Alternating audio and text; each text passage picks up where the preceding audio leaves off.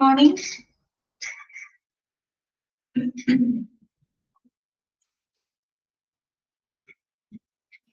Good morning, ma'am. Okay, good morning. തുടങ്ങാം. അപ്പൊ നമുക്ക് സ്റ്റാർട്ട് ചെയ്യാലോ ക്ലാസ്. എല്ലാവരും ഓക്കെ അല്ലേ? Okay Neethu, Sujith okay, Andrea okay, എല്ലാവർക്കും ഗുഡ് മോർണിംഗ്. ഓക്കെ രേഖനി, കഴിഞ്ഞ ദിവസം എടുത്ത കാര്യങ്ങളൊക്കെ വായിച്ചൊക്കെ നോക്കിയോ? എല്ലാവരും മനസ്സിലായോ? എടുക്കുന്നത് കുറച്ച് ഭാഗം മാത്രമേ നമ്മൾ എടുത്തിട്ടുണ്ടായിരുന്നുള്ളൂ. വായിച്ചു നോക്കിയില്ലേ? കിട്ടിയില്ലേ എല്ലാവർക്കും? ഓക്കെ ഓക്കെ, നമുക്ക് ബാക്കിയുള്ള ഭാഗങ്ങൾ നോക്കാം കേട്ടോ. ഞാൻ ഓൾ മ്യൂട്ട് ചെയ്യാന്.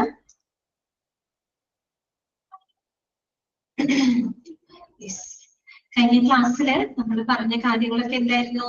ഹോസ്പിറ്റൽ അഡ്മിനിസ്ട്രേഷനും ഹ്യൂമൻ റിസോഴ്സ് മാനേജ്മെന്റും ഒരുപോലെ മുന്നോട്ട് പോകണം കേട്ടോ. കഴിഞ്ഞ ക്ലാസ്സിൽ ആരാണ് എന്നോട് ചോദിച്ചത്? ലിജോ കെ ജോസഫ് അല്ലേ ചോദിച്ചത്? ടെക്സ്റ്റ് ബുക്ക് മാറിപ്പോയിന്ന് ലിജോ ഉണ്ടോ ക്ലാസ്സിലുണ്ടോ ലിജോ? ഓക്കെ, ഇല്ലെങ്കിൽ ആളോടൊന്നും പറയണോ കേട്ടോ. ടെക്സ്റ്റ് ബുക്ക് മാറിയിട്ടില്ല എന്നാണ് അറിയാൻ കഴിഞ്ഞത്. Text book correct text book തന്നെയാണ് കൊടുത്തിരിക്കുന്നത്. നമ്മൾ എടുത്ത ചാപ്റ്റർ നമ്പർ 5 ആയിരുന്നു കേട്ടോ. ഞാൻ ഫസ്റ്റ് ക്ലാസ്സിൽ കയറിയത് കൊണ്ട് ചിലപ്പോ ഞാൻ ഫസ്റ്റ് ചാപ്റ്റർ ആണോ എടുക്കുന്നതെന്നൊരു ഡൗട്ട് ഉണ്ടാവും. ഫസ്റ്റ് ചാപ്റ്റർ അല്ല ഞാൻ എടുക്കുന്നത്, 5ാമത്തെ ചാപ്റ്റർ ആണ് കേട്ടോ. ചിലപ്പോൾ എനിക്ക് അങ്ങനെ മാറിപ്പോയതാണോ എന്നൊരു സംശയമുണ്ട്. ഞാൻ ഇവിടെ പറഞ്ഞിരുന്നു, അതനുസരിച്ച് കുട്ടീനെ വിളിച്ചിട്ടുണ്ടായിരുന്നു കേട്ടോ. ആ ക്ലാസ്സിൽ ഇല്ലെങ്കിൽ നിങ്ങളൊന്നും പറയണം കേട്ടോ, ആ കുട്ടിയോടൊന്നും പറയണം.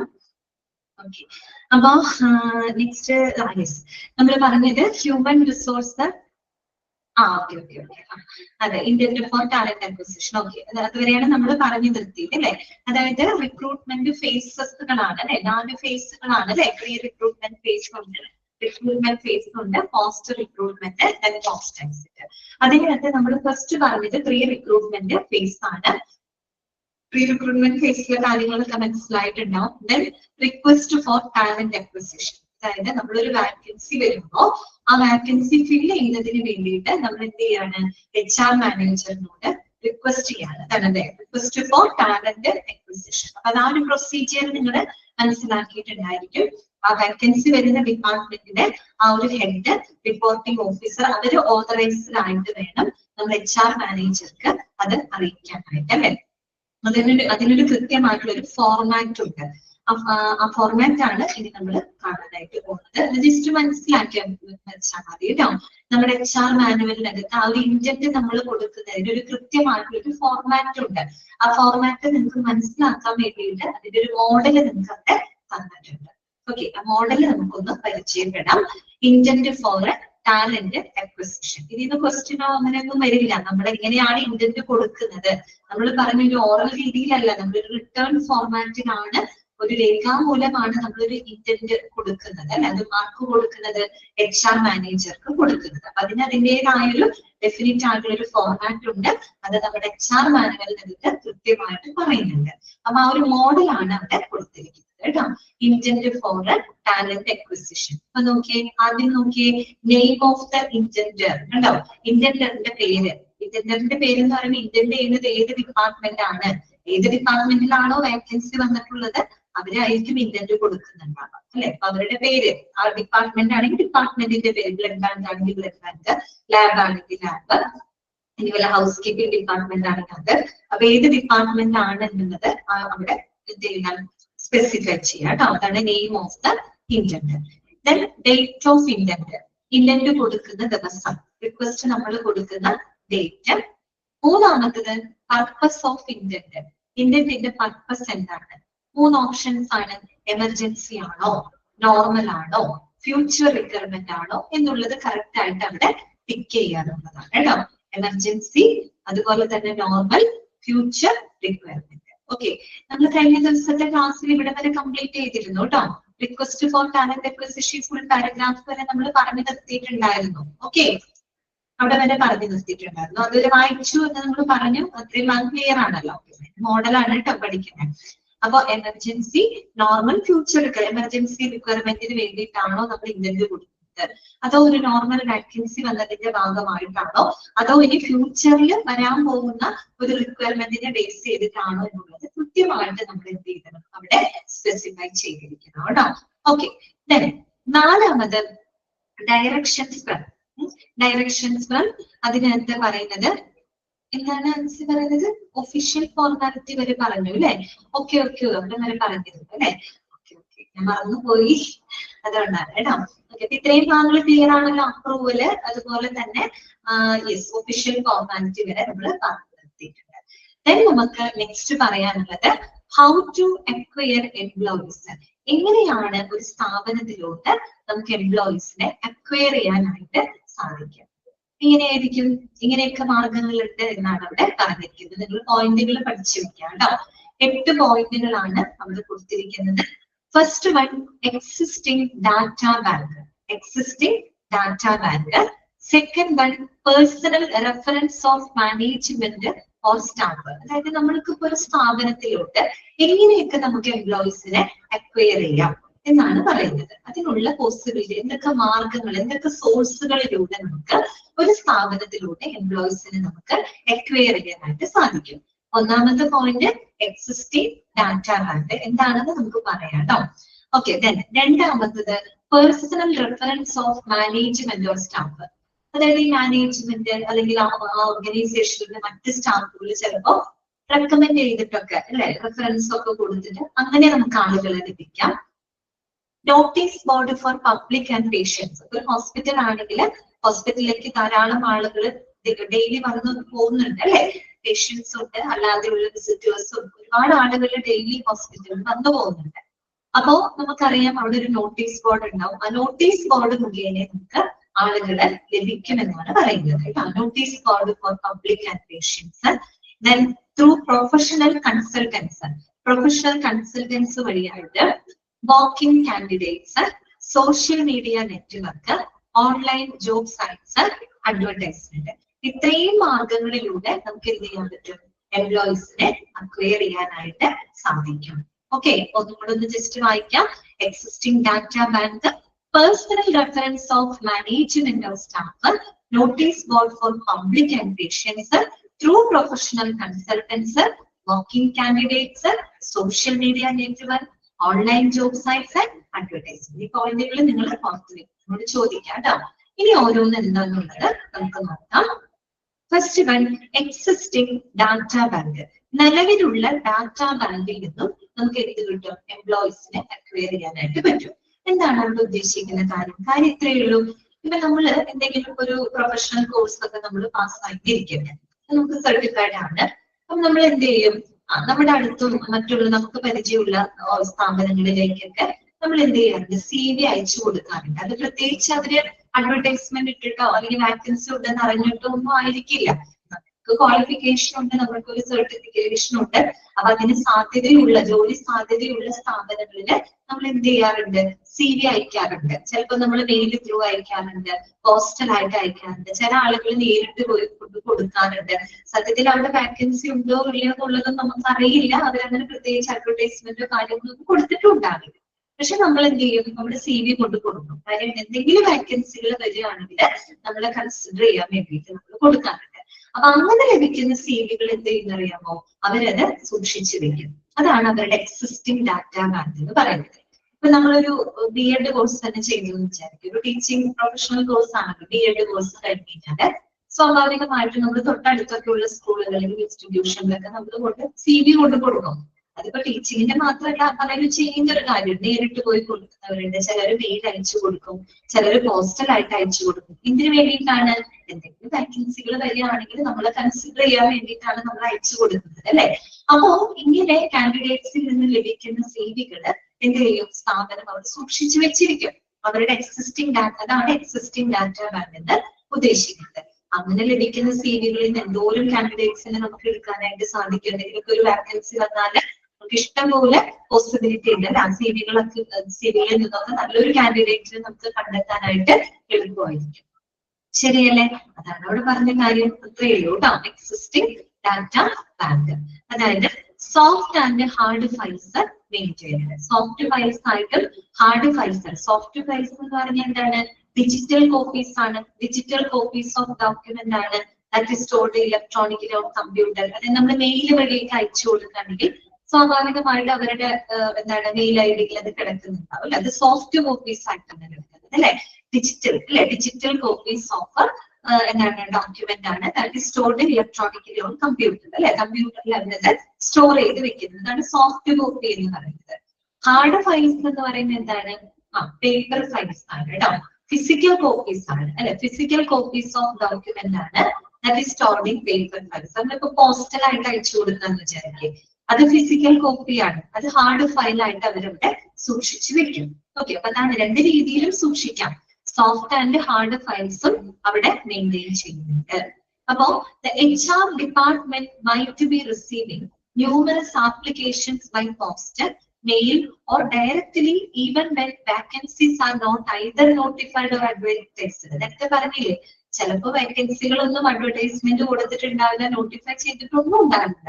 പക്ഷെ എങ്കിൽ കൂടിയും സ്ഥാപനങ്ങൾക്ക് HR ഡിപ്പാർട്ട്മെന്റിലേക്ക് ഒരുപക്ഷെ മെയിലായിട്ടും പോസ്റ്റലായിട്ടും നേരിട്ടും അല്ലാതെയും ഒക്കെ ഇഷ്ടം പോലെ ആപ്ലിക്കേഷൻസുകൾ അവർക്ക് ലഭിക്കാറുണ്ട്. അങ്ങനെ ലഭിക്കുന്ന ആപ്ലിക്കേഷൻ അവരവിടെ എന്ത് ചെയ്ത് വെക്കുന്നുണ്ട്?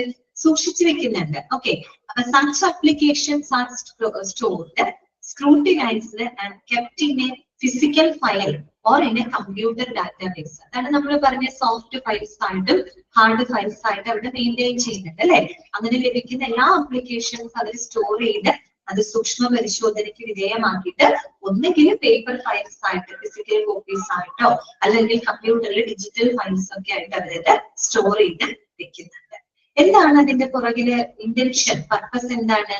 The intention behind this is to utilize the same resumes when a future vacancy arises in the hospital. അല്ലെ, അതെ, ഹോസ്പിറ്റലിൽ എന്തെങ്കിലും വേക്കൻസികൾ വരുവാണെങ്കിൽ അവർക്ക് എന്ത് ചെയ്യാം? ആ സെയിം റെസ്യൂംസ് വേണമെങ്കിൽ അവർക്ക് ഉപയോഗപ്പെടുത്താം. അപ്പൊ അതിന് വേണ്ടിയിട്ടാണ് അവര് എന്ത് ചെയ്യുന്നത്? ഈ ഒരു ലഭിക്കുന്ന സേവനങ്ങളും ആപ്ലിക്കേഷൻസുകളൊക്കെ അവര് സ്റ്റോർ ചെയ്ത് സ്ക്രൂട്ടിനൈസ് ചെയ്ത് വെക്കുന്നതിന്റെ പർപ്പസ് അതാണ്.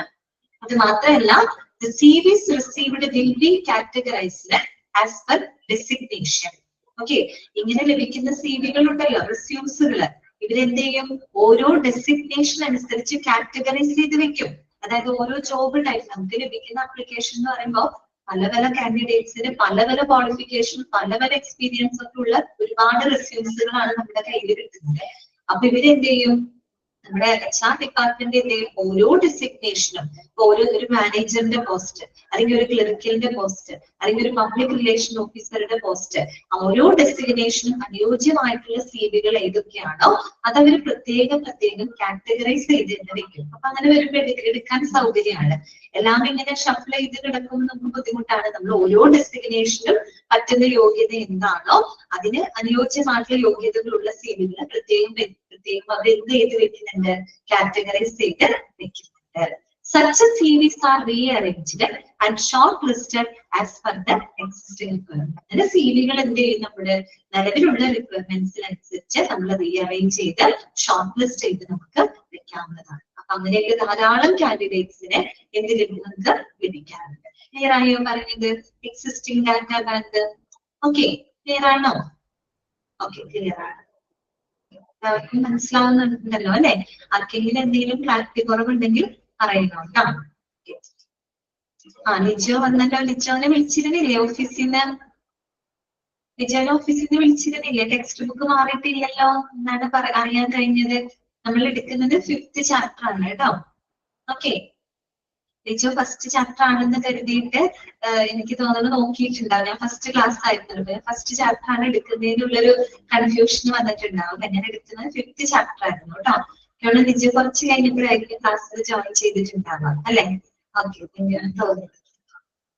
ഞാൻ അപ്പൊ തന്നെ പറഞ്ഞിരുന്നു കേട്ടോ, അവിടെ പറഞ്ഞിരുന്നു.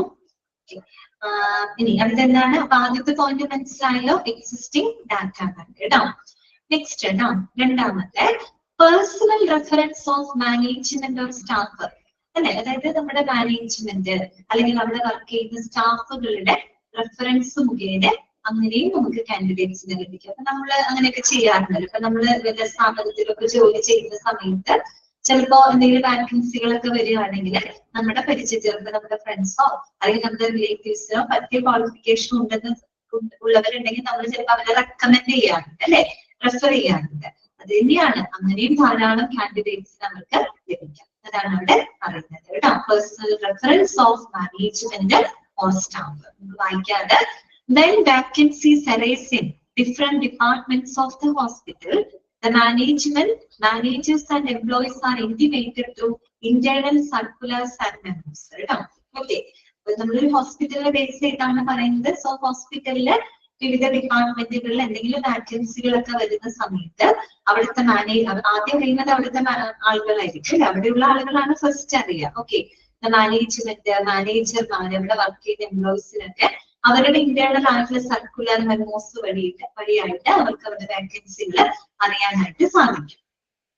അപ്പോ എന്തിലൂടെ? സർക്കുലർ മെമ്മോസ് ഒക്കെ വഴിയായിട്ട് ഈ പറയുന്ന വാക്കൻസികൾ അവർക്ക് ആദ്യം അറിയാനായിട്ട് സാധിക്കും. By intimating them through circulars, the management foresees the chances of directing their friends, relatives and well-wishers to apply for the vacancies and possible recruitment if they meet the criteria or recruitment.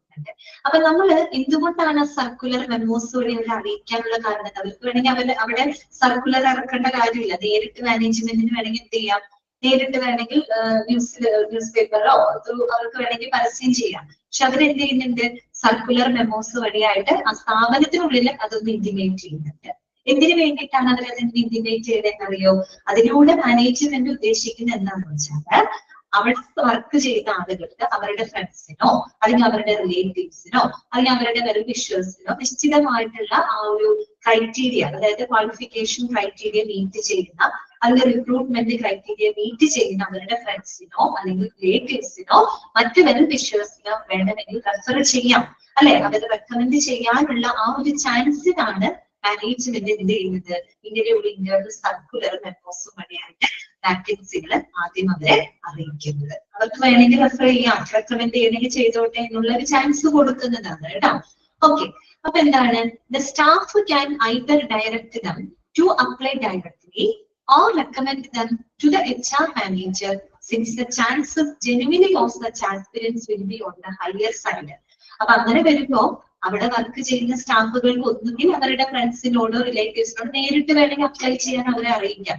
Vacancy ഉണ്ടാവും ഇതിന് first അറിയും. അപ്പൊ സ്വാഭാവികമായിട്ട് അവരുടെ റിലേറ്റീവ്സിനോ ഫ്രണ്ട്സിനോടോ വേണമെങ്കിൽ നേരിട്ട് ഇങ്ങനെ vacancy ഉണ്ട് നേരിട്ട് വന്ന് അവരോട് അപ്ലൈ ചെയ്യാനായിട്ട് ആവശ്യപ്പെടാം. അതും അല്ലെങ്കിൽ അവർക്ക് എന്ത് ചെയ്യാം? നേരിട്ട് വേണമെങ്കിൽ HR മാനേജറിനോട് ഇവർക്ക് വേണമെങ്കിൽ റെക്കമെൻഡ് ചെയ്യാം. പരിചയത്തിൽ ഇന്ന ആളുണ്ട്, ഇന്ന ക്വാളിഫിക്കേഷൻ ആണ് എന്നുള്ള രീതിയിൽ അവർക്ക് വേണമെങ്കിൽ നേരിട്ട് HR മാനേജറിന്റെ അടുത്ത് പോയിട്ട് റെക്കമെൻഡ് ചെയ്യാം. കാര്യം എന്താണെന്നറിയോ? അങ്ങനെ ജെനുവിൻ ആയിട്ടുള്ള കാൻഡിഡേറ്റ്സ് ഒക്കെ ഉണ്ടെങ്കിൽ തീർച്ചയായിട്ടും അങ്ങനെ ഒരു ചാൻസ് അവർക്ക് കൊടുക്കുകയാണ്. ഡയറക്റ്റ് വേണമെങ്കിൽ അവർക്ക് അപ്ലൈ ചെയ്യാം, അല്ലെങ്കിൽ നേരിട്ട് HR മാനേജറിനോട് റെക്കമെൻഡ് ചെയ്യാനും അവർക്ക് സാധിക്കും. അപ്പൊ അതിന്റെ ഒരു ഗുണം എന്താന്ന് വെച്ച് കഴിഞ്ഞാൽ അങ്ങനെ ചെയ്യുമ്പോഴത്തെ ഒരു പോസിറ്റീവ് സൈഡാണ് അടുത്തത് പറയുന്നത്. അതായത് an existing management personnel, manager or a staff member recommending a wrong or fraud candidate does not arise, fearing the tarnishing of his image in case it is not found genuine even in a later stage. അതൊന്നും നിങ്ങൾ underline ചെയ്ത് വെക്കാം. നമ്മൾ വിചാരിക്കുക അവിടുന്ന് question ഒന്നും വരില്ല എന്ന് വിചാരിക്കും. പക്ഷെ അങ്ങനെയല്ല കേട്ടോ. ആ കൺസെപ്റ്റ് നിങ്ങൾ മനസ്സിലാക്കി പോകണം. കൺസെപ്റ്റ് നിങ്ങൾക്ക് ക്ലിയർ ആയിട്ടുണ്ടോ എന്ന് അറിയാനുള്ള രീതിയിലുള്ള ക്വസ്റ്റ്യൻസ് വരും കേട്ടോ. അപ്പൊ വെറുതെ ഇത്രയേ സംഭവം ഉള്ളത് വായിച്ച് അങ്ങനെ വിചാരിക്കരുത്. അത് വായിച്ച് മനസ്സിലാക്കണം. അതിന് കൺസെപ്റ്റ് ക്ലിയർ ആയോ എന്ന് ചെക്ക് ചെയ്യാനുള്ള ക്വസ്റ്റ്യൻസ് നിങ്ങൾക്ക് വരാറുണ്ട് കേട്ടോ. അപ്പോ നമ്മൾ ഇങ്ങനെ പേഴ്സണൽ റെഫറൻസ് കൊടുക്കുമ്പോൾ അതൊരു അഡ്വാൻറ്റേജ് ആണ് പറയുന്നത്.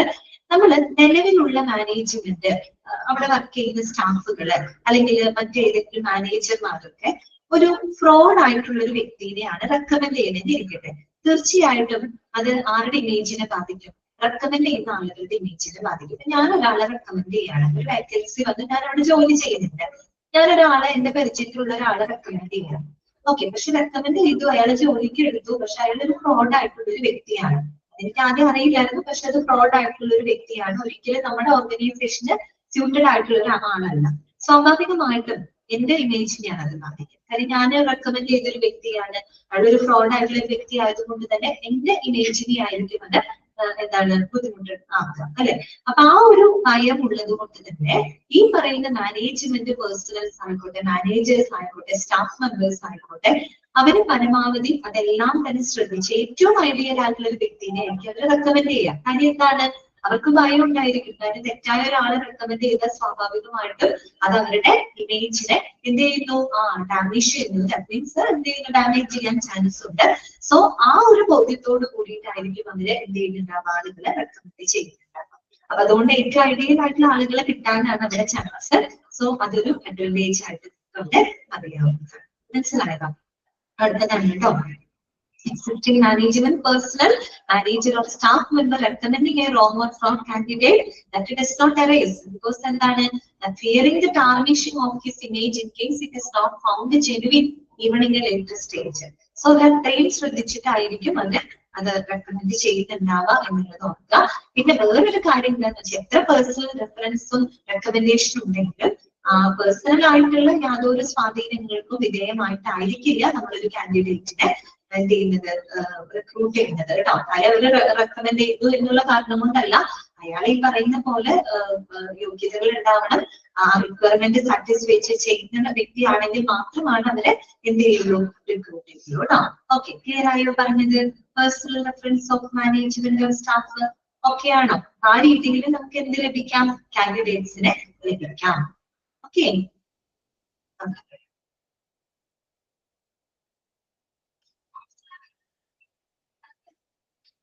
നെക്സ്റ്റ് പോയിന്റ് കേട്ടോ. അടുത്ത പോയിന്റ് ഇതാണ്, notice board for public and patients. Notice board for public and patients ശ്രദ്ധിക്കാം.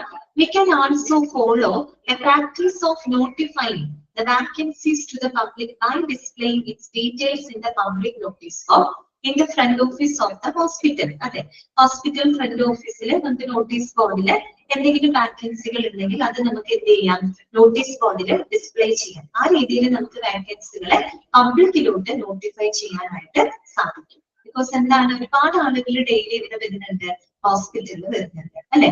V are pretty confident that more than hundreds of patients and their bystanders walk in and walk out of the hospitals on a daily basis അല്ലെ. Daily ബേസിസിൽ എന്ത് ചെയ്യുന്നുണ്ട്, ധാരാളം patients ആയിക്കോട്ടെ, visitors ആയിക്കോട്ടെ, ഒരുപാട് ആളുകൾ എന്ത് വരുന്നുണ്ട്, ഹോസ്പിറ്റലിലോട്ട് വരുന്നുണ്ട്. തീർച്ചയായിട്ടും അവർ ആദ്യം വരുന്നത് ഫ്രണ്ട് ഓഫീസിലോട്ടായിരിക്കും. അവിടെ നോട്ടീസ് ബോർഡിൽ വാക്കൻസികൾ ഡിസ്പ്ലേ ചെയ്തിട്ടുണ്ടെങ്കിൽ തീർച്ചയായിട്ടും അത് അവരുടെ ശ്രദ്ധയിൽ പെടും അല്ലെ. അപ്പൊ അങ്ങനെയും നമുക്ക് ധാരാളം കാൻഡിഡേറ്റ്സിനെ ലഭിക്കാം എന്നാണ് പറയുന്നത് കേട്ടോ. Okay, the effort of sorting the biodata of the required talents can be minimized if we get the targeted number of aspirants through this media of advertisement കേട്ടോ. അപ്പൊ നമ്മൾ നോട്ടീസ് ബോർഡ് വഴി നോട്ടിഫൈ ചെയ്യുന്നത് വഴിയായിട്ട് നമുക്കൊരു റിക്വയർഡ് അല്ലെങ്കിൽ targeted number of കാൻഡിഡേറ്റ്സിന് ലഭിച്ചു കഴിഞ്ഞാൽ നമുക്ക് ഈ പറയുന്ന ബയോഡാറ്റകൾ കളക്ട് ചെയ്യുന്നതും അത് സോർട്ട് ചെയ്യുന്ന ആ ഒരു റിസ്ക്, ആ ഒരു എഫക്ട് നമുക്ക് അവിടെ കുറയ്ക്കാനായിട്ട് സാധിക്കുമെന്നാണ് പറയുന്നത്. ഓക്കെ, കാരണം നോട്ടീസ് ബോർഡ് വഴി നമുക്ക് ഒരുപാട് സിവികൾ അങ്ങനെയും ലഭിക്കും. അപ്പൊ നമ്മളുടെ റിക്വയർഡ് നമ്പർ ഓഫ് കാൻഡിഡേറ്റ്സ്, നമുക്ക് എത്ര വാക്കൻസികളിലേക്ക് ആളുകളെ ഫിൽ ചെയ്യണം, അതിനനുസരിച്ചിട്ടുള്ള കാൻഡിഡേറ്റ് സിവി നമുക്ക് ലഭിച്ചു കഴിഞ്ഞാൽ നമുക്ക് അത് അവിടെ നോട്ടീസ് ബോർഡിൽ നിന്ന് എടുത്തു മാറ്റാം. അപ്പൊ നമുക്ക് ആ ബയോഡാറ്റകൾ, ഒരുപാട് ബയോഡാറ്റകൾ വരുന്നതും അതിങ്ങനെ എന്താണ് സോർട്ട് ചെയ്യാനുള്ള ആ ഒരു എഫർട്ടും ടൈമും ഒക്കെ നമുക്ക് അവിടെ എന്ത് ചെയ്യാൻ കുറയ്ക്കാനായിട്ട് സാധിക്കും. ഒരു മിനിറ്റ്.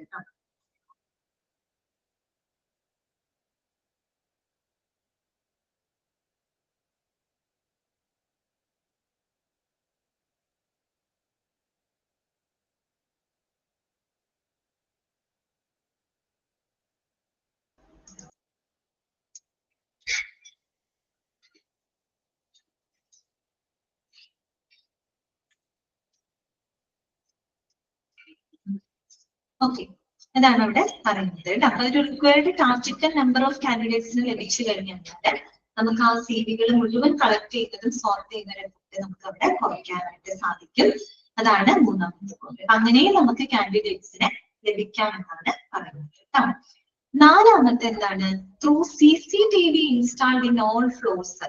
എല്ലാ ഫ്ലോറുകളിലും ഇൻസ്റ്റാൾ ചെയ്തിട്ടുള്ള CCTV സർവൈലൻസ് CCTV അതുവഴിയായിട്ട് നമുക്ക് എന്ത് ചെയ്യാൻ പറ്റും, കാൻഡിഡേറ്റ്സിനെ ലഭിക്കും. അതെങ്ങനെയാണ് നമുക്ക് ലഭിക്കുന്നത് നോക്കിയേ. New channels are regularly shown through the remote CCTVs installed in the waiting area of the reception, doctors, OP counters and IT departments. എല്ലാ ഫ്ലോറിൽ എന്തുണ്ടാവും, CCTV ഉണ്ടായിരിക്കും അല്ലെ. CCTV കണക്റ്റഡ് ആയിട്ടുള്ള എല്ലാം നമുക്ക് അവിടെ സ്ക്രീനും കാര്യങ്ങളൊക്കെ നമ്മൾ കണ്ടിട്ടുണ്ട്. അപ്പോ ഈ പറയുന്ന പോലെ റിസപ്ഷൻ ഏരിയയില് അല്ലെങ്കിൽ ഡോക്ടറുടെ OP കൗണ്ടറില് ഇൻപേഷ്യൻ ഡിപ്പാർട്ട്മെന്റിലൊക്കെ CCTVകൾ ഇൻസ്റ്റാൾ ചെയ്തിട്ടുണ്ട്. അപ്പൊ അതിലൂടെ നമുക്ക് പല ചാനൽസുകളും പല കാര്യങ്ങളും ഇൻഫർമേഷൻസും അതുവഴിയും നമുക്ക് എന്ത് ചെയ്യാൻ പറ്റും, ഡിസ്പ്ലേ ചെയ്യാനായിട്ട് സാധിക്കും. ഓക്കെ, അപ്പൊ during intervals the facility of the hospitals major doctors and specialities are also telecasted. അപ്പൊ നമ്മൾ ഈ CCTV ഈ പറയുന്ന ആളുകൾ വന്നു വരുന്നതും പോകുന്നതൊക്കെ നമ്മൾ ടെലികാസ്റ്റ് ചെയ്യുന്നുണ്ട്. അതിന്റെ ഇടയിൽ നമുക്ക് എന്ത് ചെയ്യാം, ആ ഹോസ്പിറ്റലിലുള്ള പലതരത്തിലുള്ള ഫെസിലിറ്റികള്, പിന്നെ അവിടെയുള്ള മേജർ ഡോക്ടേഴ്സ്, സ്പെഷ്യാലിറ്റീസ്, അതും നമുക്ക് അവിടെ ആ സ്ക്രീനിലൂടെ നമുക്ക് ടെലികാസ്റ്റ് ചെയ്യാനായിട്ട് സാധിക്കും. ഓക്കെ, അപ്പോ in between the vacancies of the hospital can also be displayed. അപ്പൊ അതിന്റെ ഇടയിൽ നമുക്ക് ഒരു ഹോസ്പിറ്റലിൽ എന്തെങ്കിലും വാക്കൻസികളൊക്കെ ഉണ്ടെങ്കിൽ അതും നമുക്ക് അതിന്റെ കൂടെ ടെലികാസ്റ്റ് ചെയ്യാവുന്നതാണ് കേട്ടോ, അത് ഡിസ്പ്ലേ ചെയ്യാവുന്നതാണ്. So that the bystanders can either apply or recommend their relatives, friends and well-wishers. ആ ഒരു രീതിയിലും ഈ പറയുന്ന ആളുകൾക്ക് അവിടെ വരുന്ന വിസിറ്റേഴ്സിനോ അല്ലെങ്കിൽ പേഷ്യൻസിനോ അവർക്ക് അവരുടെ എന്താ പറയുക റിലേറ്റീവ്സിനൊക്കെ റെക്കമെൻഡ് ചെയ്യാവുന്നതാണ്. നമുക്ക് എങ്ങനെയൊക്കെ ഏതൊക്കെ മീഡിയാസിലൂടെ നമുക്ക് ഈ വാക്കൻസികൾ ആളുകളിലേക്ക് എത്തിക്കാൻ പറ്റും, അതാണ് അവിടുത്തെ സോഴ്സ് എന്ന് പറയുന്നത്. അപ്പൊ through CCTV installing on floors, അപ്പൊ അതിലൂടെ നമുക്ക് കാൻഡിഡേറ്റ്സിനെ ലഭിക്കാം, അതിലൂടെ നമുക്ക് വാക്കൻസികൾ ഡിസ്പ്ലേ ചെയ്യാം, ടെലികാസ്റ്റ് ചെയ്യാം, അങ്ങനെയും ധാരാളം സീറ്റുകൾ നമുക്ക് കിട്ടും. ഓക്കെ ആണല്ലോ. അഞ്ചാമത്തെ പോയിന്റ്, ത്രൂ പ്രൊഫഷണൽ കൺസൾട്ടൻസ് ആണ്. ത്രൂ പ്രൊഫഷണൽ കൺസൾട്ടൻസ്, നമ്മൾ ഈ കൺസൾട്ടൻസികളെ പറ്റിയൊക്കെ നിങ്ങൾ കേട്ടിട്ടുണ്ടാവും അല്ലെ, ജോബ് കൺസൾട്ടൻസി എന്നൊക്കെ പറയും. ആരാണ് ഈ പ്രൊഫഷണൽ കൺസൾട്ടൻസ് എന്ന് പറയുന്നത്? മിക്കവാറും നമ്മള് ഈ മാർക്കറ്റിംഗ് മാനേജ്മെന്റ് അല്ലെങ്കിൽ ഫിനാൻസ് മാനേജ്മെന്റ്, HR മാനേജ്മെന്റ്, അപ്പൊ ഇങ്ങനെയുള്ളതിലേക്കൊക്കെയുള്ള ഇത്തരം മേഖലകളിലേക്ക് വളരെ എന്താ പറയാ ഏബിൾ ആയിട്ടുള്ള ആളുകൾ, അതിപ്പോ വ്യക്തികൾക്കോ അല്ലെങ്കിൽ ആ ഒരു ഫീൽഡില് അത്തരം അങ്ങനെയുള്ള ചില പ്രത്യേക മേഖലകൾക്ക് വേണ്ടിയിട്ട് ഈ വ്യക്തികൾക്കോ അല്ലെങ്കിൽ സ്ഥാപനങ്ങൾക്കോ ഒക്കെ മാർഗനിർദ്ദേശങ്ങൾ കൊടുക്കുന്ന ഒരു വിദഗ്ധരായിട്ടുള്ള ആളുകളാണ് പ്രൊഫഷണൽ കൺസൾട്ടൻസ് എന്ന് പറയുന്നത്. പ്രൊഫഷണൽ ആണ്, പ്രൊഫഷണൽ കൺസൾട്ടൻസ് ആണ്. പ്രത്യേകിച്ച് ഇങ്ങനെയുള്ള മാർക്കറ്റിംഗ് വിഭാഗം അല്ലെങ്കിൽ HR മാനേജ്മെന്റ്, ഫിനാൻഷ്യൽ മാനേജ്മെന്റ് അങ്ങനെയുള്ള മേഖലകളിലൊക്കെ വർക്ക് ചെയ്യുന്ന വ്യക്തികൾക്ക്, സ്ഥാപനങ്ങൾക്ക് അവർക്ക് വേണ്ട മാർഗനിർദ്ദേശങ്ങളും അതുപോലെ തന്നെ മറ്റു സർവീസുകളൊക്കെ പ്രൊവൈഡ് ചെയ്യുന്ന വളരെ പ്രൊഫഷണൽ ആയിട്ടുള്ള ആളുകളാണ് പ്രൊഫഷണൽ കൺസൾട്ടൻസ് എന്ന് പറയുന്നത് കേട്ടോ.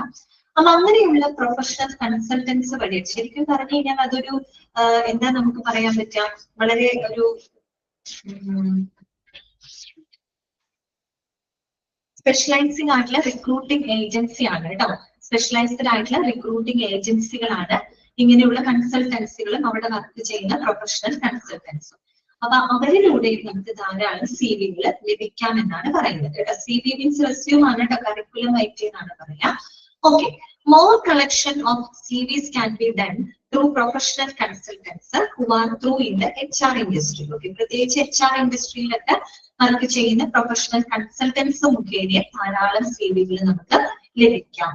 Okay, if we feel that the CVs collected from the existing data bank through management and staff references, patient references are not enough to cater to the new interview requirements, professional consultants can be engaged to routine biodatas of job aspirants. നമ്മൾ നേരത്തെ കുറച്ച് sources ഒക്കെ പറഞ്ഞല്ലേ, existing data bank, personal reference, അതുപോലെ തന്നെ എന്താണ് CCTV installed അല്ലെ, അങ്ങനെയൊക്കെ പല മാർഗങ്ങളിലൂടെയും നമുക്ക് എന്ത് ലഭിക്കുന്നുണ്ട്, ബയോഡാറ്റാസ് ലഭിക്കുന്നുണ്ട്. പക്ഷെ അത് നമ്മുടെ ഇന്റർവ്യൂ റിക്വയർമെന്റിന് പര്യാപ്തമല്ല എന്നുണ്ടെങ്കിൽ നമുക്ക് അതിലൂടെ ലഭിക്കുന്ന CV-കളെല്ലാം നമുക്ക് ആപ്റ്റ് ആവണമെന്നൊന്നും പറയാൻ പറ്റില്ല.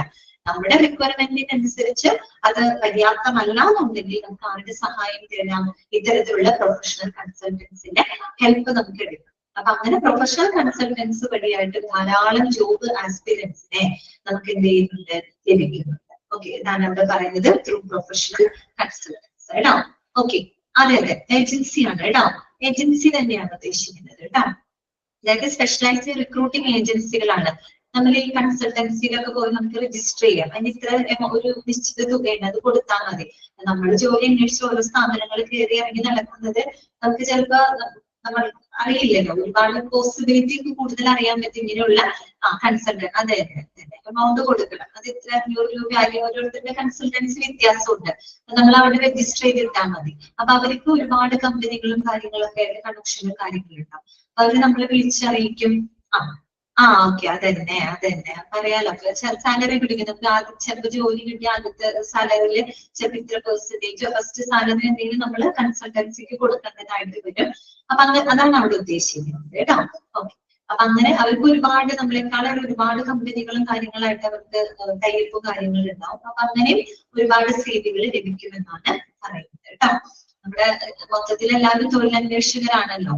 ഓക്കെ, പിന്നെ അടുത്തത് എന്താണ്? Walk-in candidate. അറിയാലോ, വാക്കിൻ ഇന്റർവ്യൂ എന്നൊക്കെ നിങ്ങൾ കേട്ടിട്ടില്ലേ? നമ്മൾ ഈ ജോബ് ഫെയറുകള്, ജോബ് ഫെസ്റ്റുകളൊക്കെ നടത്താറുണ്ട്, തൊഴിൽ മേളകൾ അല്ലെ. എന്താണ് അതിന്റെ പ്രത്യേകത?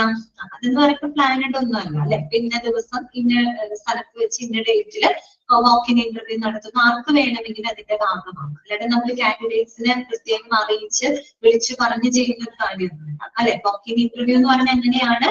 ഇപ്പൊ ജോബ് നിങ്ങൾ ഇതാർത്താൽ മതി, ജോബ് ഫെയർ, ജോബ് ഫെസ്റ്റ് ഒക്കെ നടത്തുന്നതാണ് ഉദ്ദേശിക്കുന്നത്. അവിടെ ആർക്ക് വേണമെങ്കിലും അതിന്റെ ഭാഗമാവാം. അത് തന്നെ ഡയറക്റ്റ് ആയിട്ട് നമുക്ക് നേരിട്ട് പോയൊക്കെ പങ്കെടുക്കാറുണ്ട്. അങ്ങനെയുള്ള ജോബ് ഫെസ്റ്റുകൾ മറ്റൊക്കെ വരുന്ന സമയത്ത് ധാരാളം കമ്പനികള്, ഒരുപാട് കമ്പനികളും കാര്യങ്ങളൊക്കെ അവിടെ വരും. അപ്പൊ നമുക്ക് നമ്മുടെ ക്വാളിഫിക്കേഷൻ അനുസരിച്ച് നമുക്ക് രജിസ്റ്റർ ചെയ്ത് ഇന്റർവ്യൂ മറ്റും അറ്റൻഡ് ചെയ്യാം. അപ്പൊ നമ്മൾ എന്തായാലും ജോലിക്ക് പോകുമ്പോൾ തീർച്ചയായിട്ടും നമ്മൾ നമ്മുടെ ബയോഡാറ്റ കൊണ്ടാണ് പോകുന്നത് അല്ലെ. അതെ തന്നെ, അപ്പൊ തന്നെ അറ്റൻഡ് ചെയ്യാനായിട്ട് സാധിക്കും. അതെന്നെ ഇത്രയേ ഉള്ളൂ കേട്ടോ. അപ്പൊ നോക്കാം, unlike factories in the industrial areas, the IT companies advertise their labor vacancies on the front gate, are more aggressive in nature and make regular visit to the hospitals when they search for a job or changing job. അതായത് നമ്മള് industrial ഏരിയാസിലൊക്കെ ഫാക്ടറികളൊക്കെ ഉണ്ടാവുമല്ലോ. ഇത്തരം ഫാക്ടറികളിലൊക്കെ നമ്മൾ ശ്രദ്ധിച്ചിട്ടുണ്ടാവും, ഫാക്ടറിയിലൊക്കെ vacancy വരുമ്പോൾ അധികം അങ്ങനെ advertisement അങ്ങനെ കൊടുക്കാറില്ല. പൊതുവേ നമ്മൾ ന്യൂസ് പേപ്പറൊക്കെ ശ്രദ്ധിച്ചു കഴിഞ്ഞാൽ അറിയാൻ പറ്റും, ഫാക്ടറികളിലൊക്കെ വാക്കൻസി വരുന്ന സമയത്ത് അവരധികം അങ്ങനെ പുറത്തോട്ട് നോട്ടിഫൈ ചെയ്യാറില്ല. പക്ഷെ അതിൽ നിന്നൊക്കെ വ്യത്യസ്തമായിട്ട് നമ്മൾ IT കമ്പനികളൊക്കെ ഉണ്ടാവില്ലേ, IT കമ്പനികളൊക്കെ ആവുമ്പോൾ അത്തരം കമ്പനികളൊക്കെ ആവുമ്പോൾ അവർ എന്ത് ചെയ്യുന്നറിയോ, വാക്കൻസി വരുന്നത് നോട്ടിഫൈ ചെയ്യും. അവര് അത് പുറത്തറിയിക്കും. അത് അങ്ങനെ അതിൽ അവര് വളരെയധികം അഗ്രസീവ് ആണ്. അത് മാത്രമല്ല, ഇങ്ങനെയുള്ള വാക്കിംഗ് കാൻഡിഡേറ്റ്സ് ഉണ്ടാവും, ജോലി അന്വേഷിച്ച് നടക്കുന്ന ആളുകളുണ്ടല്ലോ. ഈ വാക്കിംഗ് കാൻഡിഡേറ്റ്സ് എന്ന് പറയുന്നത് they make regular visit to the hospitals when they search for a job or changing job. അവരിപ്പോ നമ്മൾ ഹോസ്പിറ്റലിൽ ബേസ് ചെയ്തിട്ട് പറയുന്നു മാത്രം കേട്ടോ. അപ്പൊ ഇങ്ങനെയുള്ള വാക്കിംഗ് കാൻഡിഡേറ്റ്സ് എന്ന് പറയുമ്പോൾ അവര് ജോലിക്ക് വേണ്ടിയിട്ട് ഇപ്പൊ ഹോസ്പിറ്റലുകളിൽ വരും, ജോലി സെർച്ച് ചെയ്യുന്നവര് വരും. ഇത് നിലവിൽ ജോലി ചെയ്യുന്ന ആൾക്കാർക്ക് ചിലപ്പോൾ എന്തെങ്കിലും ഒരു ജോലി ചേഞ്ച് ആവശ്യം ഉണ്ടെങ്കിൽ അങ്ങനെയും അതിന്റെ പർപ്പസിന് വേണ്ടിയിട്ടൊക്കെ അവര് റെഗുലർ ആയിട്ട് വിസിറ്റ് ചെയ്യും. കാര്യം ജോലി കിട്ടുക എന്ന് പറയുന്നത് നമ്മുടെ ആവശ്യമാണ്. അപ്പൊ അതിന് വേണ്ടി നമ്മൾ അന്വേഷിക്കും അല്ലെ. അങ്ങനെയൊക്കെ വാക്കിംഗ് കാൻഡിഡേറ്റ്സ് ഹോസ്പിറ്റലുകളിൽ വിസിറ്റ് ചെയ്യാറുണ്ട്. Okay, അപ്പോ walk-in candidates also walk through when walk-in interviews are advertised അല്ലെ. അതുപോലെ തന്നെ walk-in ഇന്റർവ്യൂസുകളൊക്കെ അഡ്വർടൈസ് ചെയ്ത് കഴിഞ്ഞാല് ഇതുപോലെ ധാരാളം walk-in candidates അവിടെ വരാറുണ്ട്. ഒരു തൊഴിൽ മേളയൊക്കെ നടത്തുമ്പോൾ അറിയാൻ പറ്റും, ജോബ് ടെസ്റ്റ് ഒക്കെ നടത്തുമ്പോൾ എന്തുമാത്രം ആളുകളാണ് അവിടെ ജോലി അന്വേഷിച്ച് വരുന്നത് നമുക്ക് കാണാൻ പറ്റും അല്ലെ. ഓക്കെ, അപ്പോ such candidates are also taken into consideration while sourcing applications for the vacancies that arise in the hospital, which add additional candidates for sorting and shortlisting in plenty. അപ്പൊ നമ്മൾ അങ്ങനെയുള്ള കാൻഡിഡേറ്റ്സിനെ നമ്മൾ എന്ത് ചെയ്യുന്നുണ്ട്, പരിഗണിക്കുന്നുണ്ട് അല്ലെ. നിലവിലുള്ള വാക്കൻസിയിലേക്ക് നമ്മൾക്ക് കിട്ടുന്ന അപ്ലിക്കേഷൻസിന് അപ്പുറത്തേക്ക് ഇങ്ങനെ വരുന്ന കാൻഡിഡേറ്റ്സിനെ നമ്മൾ കൺസിഡർ ചെയ്യുന്നുണ്ട്. അതിലൂടെ നമുക്ക് എന്ത് ചെയ്യാൻ പറ്റും, ഒരുപാട് അഡീഷണൽ കാൻഡിഡേറ്റ്സിനെ നമുക്ക് ലഭിക്കും അല്ലെ. ഒത്തിരി കാൻഡിഡേറ്റ്സിനെ നമുക്ക് ലഭിക്കും ഈ പറയുന്ന പോലെ സോർട്ട് ചെയ്യാനും, അതുപോലെ തന്നെ ധാരാളം നമുക്ക് ഷോർട്ട് ലിസ്റ്റ് ചെയ്യാനും അതിന്റെ സാധിക്കും. ഒത്തിരി ആളുകളെ നമുക്ക് ഷോർട്ട് ലിസ്റ്റ് ചെയ്യാനും സോർട്ട് ചെയ്യാനും ഒക്കെ സാധിക്കും. അഡീഷണൽ ആയിട്ട് ഒരുപാട് കാൻഡിഡേറ്റ്സിന് നമുക്ക് ലഭിക്കും കേട്ടോ. അപ്പോ ഓക്കെ, അതാണ് വാക്കിംഗ് കാൻഡിഡേറ്റ്. ദെൻ ഏഴാമത്തെ പോയിന്റ് എന്ന് പറഞ്ഞാല് സോഷ്യൽ മീഡിയ നെറ്റ്വർക്ക്. പ്രത്യേകിച്ച് ഇന്നത്തെ കാലത്ത് ഏറ്റവും നല്ലൊരു പ്ലാറ്റ്ഫോമാണ് സോഷ്യൽ മീഡിയ പ്ലാറ്റ്ഫോംസ് അല്ലെ. നമ്മുടെ ഫേസ്ബുക്ക്, വാട്സാപ്പ്, ഇൻസ്റ്റാഗ്രാം അല്ലെ, ഇതൊക്കെ ഇങ്ങനെയുള്ള സോഷ്യൽ മീഡിയ പ്ലാറ്റ്ഫോംസ് വഴിയായിട്ട് ധാരാളം കാൻഡിഡേറ്റ്സിന് നമുക്ക് ലഭിക്കാം. അപ്പൊ നോക്കിയേ, social media network is the aggressive research four professionals and it has resulted in internet advertising, Facebook, WhatsApp, Twitter and LinkedIn. LinkedIn എന്നൊക്കെ നിങ്ങൾ ഇഷ്ടംപോലെ കേട്ടിട്ടുണ്ടാവും അല്ലെ, ജോലിയൊക്കെ അന്വേഷിക്കുന്ന ആളുകൾക്കുള്ളതാണ്. അപ്പോ ഈ പറയുന്ന സോഷ്യൽ മീഡിയ നെറ്റ്വർക്ക് എന്ന് പറയുന്ന ഏറ്റവും ഐഡിയൽ ആയിട്ടുള്ള ഒരു പ്ലാറ്റ്ഫോം ആണ്. പ്രത്യേകിച്ച് ഈ ഒരു എന്താണ് അഗ്രസീവ് റിസർച്ച് ആണ്, പ്രൊഫഷണൽസിനെ ഏറ്റവും സെർച്ച് ചെയ്യാൻ പറ്റുന്ന നല്ലൊരു പ്ലാറ്റ്ഫോം ആണ് ഇന്നത്തെ കാലത്ത്, പ്രത്യേകിച്ചും സോഷ്യൽ മീഡിയ നെറ്റ്വർക്ക് എന്ന് പറയുന്നത്, ലൈക്ക് ഫേസ്ബുക്ക്, വാട്സ്ആപ്പ്, ലിങ്ക്ഡിൻ പോലെ. അപ്പോൾ most industries and business establishments utilize the new generation media or soft marketing through social media networks. A professional hospital does not engage in such publicity as this may hinder the brand image of the hospital. അവിടെ നിങ്ങൾ ശ്രദ്ധിക്കേണ്ട ഒരു കാര്യമുണ്ട്. അതായത് ഒട്ടുമിക്ക ഇൻഡസ്ട്രികളും business സംരംഭങ്ങളൊക്കെ എടുക്കുകയാണെങ്കിൽ അവരെല്ലാവരും ഇന്ന് സോഷ്യൽ മീഡിയ നെറ്റ്വർക്ക് ഉപയോഗിക്കും. അതിലൂടെയാണ് അവർ കൂടുതലും മാർക്കറ്റിംഗും കാര്യങ്ങളൊക്കെ ചെയ്യുന്നത് അല്ലെ. ഏറ്റവും നല്ല മാർക്കറ്റിംഗ് ചെയ്യാൻ പറ്റുന്ന ഒരു പ്ലാറ്റ്ഫോമാണ് നമ്മുടെ സോഷ്യൽ മീഡിയ നെറ്റ്വർക്ക്. പക്ഷെ വേൾഡ് വൈഡ് എവിടെ വേണമെങ്കിലും ഏത് ആളുകളെ വേണമെങ്കിലും നമുക്ക് എന്ത് ചെയ്യാൻ പറ്റും, കണക്ട് ചെയ്യാൻ പറ്റും. അപ്പൊ ഒട്ടുമിക്ക ഇൻഡസ്ട്രികളും ബിസിനസ് എസ്റ്റാബ്ലിഷ്മെന്റുകളൊക്കെ സോഷ്യൽ മീഡിയ നെറ്റ്വർക്കുകൾ അവരുടെ മാർക്കറ്റിംഗ് പർപ്പസിന് വേണ്ടിയിട്ട് അവര് ഉപയോഗിക്കുന്നുണ്ട്. പക്ഷേ നമ്മൾ ഹോസ്പിറ്റലിലാണ് പഠിക്കുന്നത്. ഹോസ്പിറ്റലിൽ പക്ഷേ ഒരു പ്രത്യേകതയുണ്ട്. സാധാരണ പ്രൊഫഷണൽ ഹോസ്പിറ്റലിൽ ഇത്തരം സോഷ്യൽ മീഡിയ നെറ്റ്വർക്കുകൾ അത് ഉപയോഗപ്പെടുത്താറില്ല. മാർക്കറ്റിങ്ങിന് വേണ്ടി അത് ഉപയോഗപ്പെടുത്താറില്ല. അതിന് കാരണമുണ്ട്. കാര്യം അതൊരു പക്ഷെ അവരുടെ ഇമേജിന്, ബ്രാൻഡ് ഇമേജിന് പക്ഷെ ബാധിച്ചേക്കാം. നമുക്കറിയാമല്ലോ സോഷ്യൽ മീഡിയയിലൊക്കെ നമ്മൾ പല കാര്യങ്ങൾ ചെയ്യുമ്പോൾ അതിൻ്റെതായ ഗുണമുണ്ട്, അതുപോലെ ദോഷമുണ്ട് അല്ലെ. ശരിയായ രീതിയിൽ കാര്യങ്ങൾ ഈ പറയുന്ന വളച്ചൊടിച്ച് പറയാനും ഒക്കെ ഏറ്റവും ഇങ്ങനെ വേണമെങ്കിൽ നമുക്ക് തിരിക്കാൻ പറ്റുന്ന ഒരു സംഭവമാണ് സോഷ്യൽ മീഡിയ നെറ്റ്വർക്ക്. അപ്പോ ഒരു പ്രൊഫഷണൽ ഹോസ്പിറ്റൽ ഒരിക്കലും എന്ത് ചെയ്യുന്നില്ല, ഒരു പബ്ലിസിറ്റിക്ക് വേണ്ടിയിട്ട് ഇത്തരത്തിലുള്ള സോഷ്യൽ മീഡിയാസ് അവരധികം എൻഗേജ്ഡ് അല്ല എന്നുള്ള ഒരു കാര്യമാണ് അവിടെ പറയുന്നത്. അതിന്റെ റീസൺ എന്താണ്? Because it may hinder the brand image of the hospital. അത് ഹോസ്പിറ്റലിന്റെ ഇമേജിനെ ചിലപ്പോൾ പ്രതികൂലമായിട്ട് ബാധിച്ചേക്കാം. പക്ഷെ അപ്പൊ അത് എങ്ങനെ മാർക്കറ്റിംഗ് നടത്തും? ഇങ്ങനെയായിരിക്കും പിന്നെ ഒരു മാർക്കറ്റിംഗ് നടത്താം. അതാണ് അടുത്ത മാർഗമായിട്ട് പറയുന്നത്. However, in marketing research and enquiry generation, the marketing team found an easy way for generating the national and international enquiries to the internet through search engine marketing. Search engine മാർക്കറ്റിംഗിന്റെ ബ്രാക്കറ്റിൽ നിങ്ങൾ SEM എന്ന് എഴുതി ചേർക്കാം കേട്ടോ. Search engine മാർക്കറ്റിംഗിന് നിങ്ങൾ SEM എന്ന് എഴുതി ചേർക്കാം കേട്ടോ, SEM. അതുപോലെ തന്നെ and search engine optimisation SEO. Okay, SEO രണ്ടും ഷോർട്ട് ആക്കി എഴുതി വെക്കുക കേട്ടോ, അതും അണ്ടർലൈൻ ചെയ്ത് വെക്കുക. Search engine marketing SEM, search engine optimisation SEO. ഇതിനെ പറ്റി നിങ്ങൾ മാർക്കറ്റിംഗ് സെഗ്മെന്റിൽ പഠിക്കുന്നുണ്ട് കേട്ടോ. ഓക്കെ, അതായത് പിന്നെ എങ്ങനെ മാർക്കറ്റ് ചെയ്യും ഹോസ്പിറ്റലില്? അതിന് വേണ്ടിയിട്ട് ഹോസ്പിറ്റലിന്റെ മാർക്കറ്റിംഗ് ടീം അവർ വളരെ ഈസി ആയിട്ടുള്ള ഒരു മാർഗം അവർ കണ്ടെത്തിയിട്ടുണ്ട്. അതായത് പ്രത്യേകിച്ച് നാഷണൽ ഇന്റർനാഷണൽ എൻക്വയറീസ് ഒക്കെ നടത്തുന്നതിന് വേണ്ടിയിട്ട് അതും അവർ ഇന്റർനെറ്റിലൂടെ ഈ പറയുന്ന സെർച്ച് എഞ്ചിൻ മാർക്കറ്റിംഗ് അഥവാ സെർച്ച് എഞ്ചിൻ ഒപ്റ്റിമൈസേഷൻ പോലെയുള്ള എന്താണ് അത്തരം ഡിജിറ്റൽ പ്ലാറ്റ്ഫോംസുകൾ ഉപയോഗിച്ചുകൊണ്ടാണ് ഹോസ്പിറ്റലുകൾ അവരവരുടെ എന്ത് ചെയ്യുന്നത്, മാർക്കറ്റിംഗ് ചെയ്യുന്നത്. അല്ലാണ്ട് എന്തല്ല അവർ ഉപയോഗിക്കുന്നത്, സോഷ്യൽ മീഡിയ നെറ്റ്വർക്കുകളല്ല അവർ ഉപയോഗിക്കുന്നത്. ഫേസ്ബുക്കും വാട്സപ്പും ട്വിറ്റർ പോലെയുള്ള സോഷ്യൽ മീഡിയ നെറ്റ്വർക്കുകൾക്ക് പകരമായിട്ട് ഹോസ്പിറ്റലുകൾ ഉപയോഗപ്പെടുത്തുന്നത് സെർച്ച് എഞ്ചിൻ മാർക്കറ്റിംഗും അതുപോലെ തന്നെ സെർച്ച് എഞ്ചിൻ ഒപ്റ്റിമൈസേഷനുമാണ്. അപ്പൊ എന്താണ് സെർച്ച് എഞ്ചിൻ മാർക്കറ്റിംഗ് എന്ന് പറഞ്ഞു കഴിഞ്ഞാല് അതൊരു ഡിജിറ്റൽ പ്ലാറ്റ്ഫോം ആണ് കേട്ടോ. അതായത് മാർക്കറ്റിങ്ങിന് വേണ്ടിയിട്ട് നമ്മളിപ്പോ ഗൂഗിളിലൊക്കെ സെർച്ച് ചെയ്യുന്ന സമയത്ത് ജസ്റ്റ് ഒന്ന് നമ്മൾ സെർച്ചിങ് കൊടുക്കുമ്പോൾ തന്നെ ഒരുപാട് സൈറ്റുകൾ ഇങ്ങനെ എന്ത് ചെയ്യും, ലിസ്റ്റ് ചെയ്ത് വരും. അപ്പൊ നമുക്ക് നമ്മുടെ ഹോസ്പിറ്റലിന്റെ വിസിബിലിറ്റി അത് പ്രത്യേകം എന്താണ് വർദ്ധിപ്പിക്കുന്നതിന് വേണ്ടിയിട്ട് നമ്മൾ പേയ്മെന്റ് കൊടുത്ത് ആഡ് ഇറക്കുകയാണ്. അതാണ് സെർച്ച് എഞ്ചിൻ മാർക്കറ്റിംഗ് എന്ന് പറയുന്നത്. അതൊരു ഡിജിറ്റൽ മാർക്കറ്റിംഗ് ആണ് കേട്ടോ. ഡിജിറ്റൽ മാർക്കറ്റിംഗ് ആണ്. അവിടെ നമ്മൾ എന്ത് ചെയ്യാണ്, ആ ഒരു വിസിബിലിറ്റി, അതായത് നമ്മുടെ ഹോസ്പിറ്റൽ ഏതാണോ അതിന്റെ ആ ഒരു സൈറ്റിന്റെ വിസിബിലിറ്റി വർദ്ധിപ്പിക്കാൻ വേണ്ടിയിട്ട് നമ്മളൊരു പേയ്മെന്റ് കൊടുത്ത് ആഡ് ഇറക്കാണ്. അവരൊരു ഹോസ്പിറ്റലിൽ സെർച്ച് ചെയ്യുമ്പോൾ നമ്മുടെ ഹോസ്പിറ്റലിന്റെ സൈറ്റ് തുടക്കം എഴുതി കാണിക്കണം അല്ലേ. നമ്മൾ എന്തെങ്കിലും സെർച്ച് ചെയ്യുമ്പോൾ ആദ്യം ഇന്ന ഹോസ്പിറ്റൽ എന്നുള്ളത് അപ്പോഴാണ് നമ്മൾ പെട്ടെന്ന് നോട്ടീസ് ചെയ്യുള്ളൂ അല്ലെ. അപ്പൊ നമ്മുടെ ആ ഒരു ഹോസ്പിറ്റലിന്റെ വിസിബിലിറ്റി വർദ്ധിപ്പിക്കുന്ന രീതിയിൽ ആ ഒരു സൈറ്റ് പ്രത്യേകം ഹൈലൈറ്റ് ചെയ്ത് കാണിക്കുന്നതിന് വേണ്ടിയിട്ട് പേയ്മെന്റ് കൊടുക്കുകയാണ്. പേയ്മെന്റ് കൊടുത്ത് നമ്മൾ മാർക്കറ്റിംഗ് നടത്തുകയാണ്. സ്വാഭാവികമായിട്ട് നമ്മൾ അത് ശ്രദ്ധിക്കും. അതാണ് search engine marketing. Search engine optimisation എന്ന് പറയുന്നത് അതൊരു പ്രോസസ് ആണ്.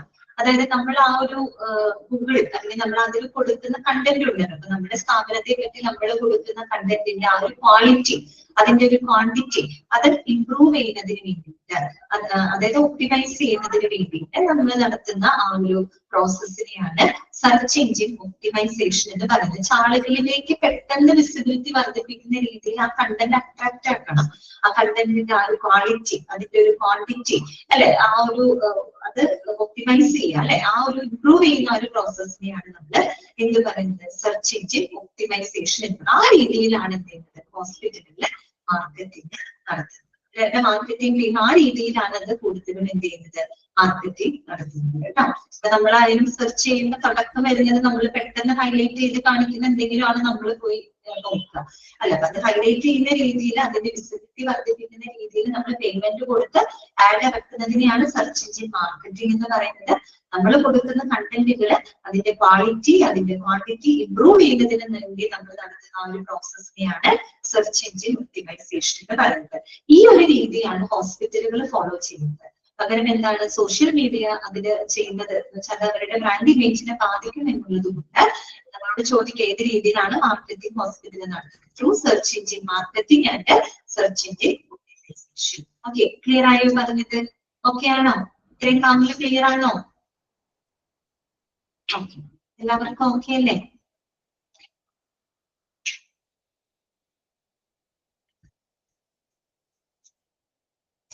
നെക്സ്റ്റ് വരുന്നതാണ് ഓൺലൈൻ ജോബ് സൈറ്റ് കേട്ടോ. ഇഷ്ടംപോലെ ഓൺലൈൻ ജോബ് സൈറ്റിൽ നമ്മൾ ഇതുപോലെ തന്നെ രജിസ്റ്റർ ഒക്കെ ചെയ്തിട്ടുണ്ടാവും അല്ലെ. Okay, online job site HRD in some cases source candidates through online job sites. Online job സൈറ്റുകളുടെ എക്സാമ്പിൾ അവിടെ പറഞ്ഞിട്ടുണ്ട്. നിങ്ങൾക്ക് അറിയാവുന്നതാണ്, നിങ്ങൾ കേട്ട് വെച്ചിട്ടുള്ളതാണ്, എന്നാലും അണ്ടർലൈൻ ചെയ്ത് വെക്കുക കേട്ടോ. ചിലപ്പോൾ എക്സാമ്പിൾ ഒക്കെ ഓൺലൈൻ ജോബ് സൈറ്റ് എക്സാമ്പിൾ ഒക്കെ ചോദിക്കുകയാണെങ്കിൽ ഇതൊക്കെ പറയുക കേട്ടോ. ഹെഡ്ഫോൺസ്, ഇൻഡീഡ്, ഷൈൻ, നൗക്കരി, അതുപോലെ നേരത്തെ നമ്മൾ ലിങ്ക്ഡ്ഇൻ ഒക്കെ പറഞ്ഞില്ലേ, അതൊക്കെ ഇതിന് എക്സാമ്പിൾ ആണ്, ഓൺലൈൻ ജോബ് സൈറ്റുകൾക്ക് എക്സാമ്പിൾ ആണ് കേട്ടോ.